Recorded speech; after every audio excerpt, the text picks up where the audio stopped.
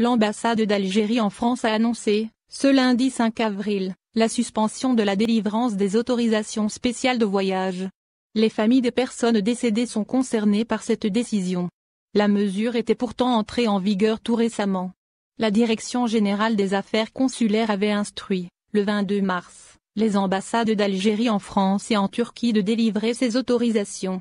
L'ancien milieu de terrain de l'équipe nationale Hassan Yebda a perdu son père il y a quelques jours en France. Son souhait, rapatrier sa dépouille pour l'enterrer dans son village natal en Kabylie. Mais avec la suspension de la délivrance des autorisations pour les proches, Hassan Yebda et sa famille se trouvent dans l'incapacité de se déplacer en Algérie pour accompagner leur père à sa dernière demeure. Il voulait que ses enfants l'enterrent en Algérie. Le fait d'envoyer son corps sans sa famille, nous le vivons très mal, confie Hassan Yebda sous le coup de l'émotion. L'ancienne star de l'équipe nationale affirme s'être déplacé au niveau de l'ambassade et du consulat, mais il s'est heurté à la décision récemment prise de n'autoriser l'accès en Algérie qu'à la dépouille du décédé. Le joueur a révélé que beaucoup d'Algériens vivent la même situation. Certains étaient présents et ils ont montré leur mécontentement face à cette situation. Des familles empêchées d'accompagner leurs proches décédés.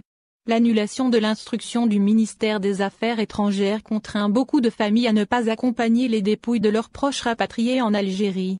Une douleur qui s'ajoute au chagrin de la perte d'un proche.